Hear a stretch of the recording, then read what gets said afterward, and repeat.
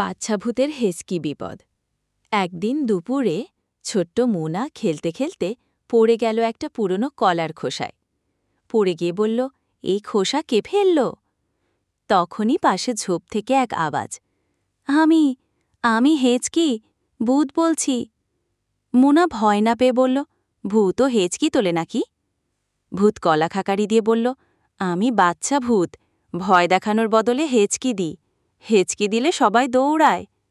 মোনা হেসে ঘড়িয়ে পড়ল, বলল, ভয় দেখাতে গিয়ে যদি নিজেই হেঁচকি তোলো, মানুষ ভয় না পেয়ে হাসবে। ভূত বলল, তাই তো, একবার এক ডাকাতকে ভয় দেখাতে গিয়ে এত হেঁচকি উঠেছিল যে সে আমায় দুধ আর বিস্কুট দিয়ে বলেছিল, বেচারা ভূত।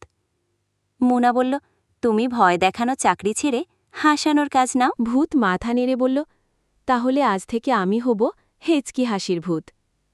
ঠিক তখনই ভূত আবার হেঁচকি দিল, আর গাছ থেকে নারকেল পড়ে তার মাথায় টুং। মোনা তো হেসে গড়িয়ে, ভূতের মাথায় নারকেল, হাঁ হাঁ।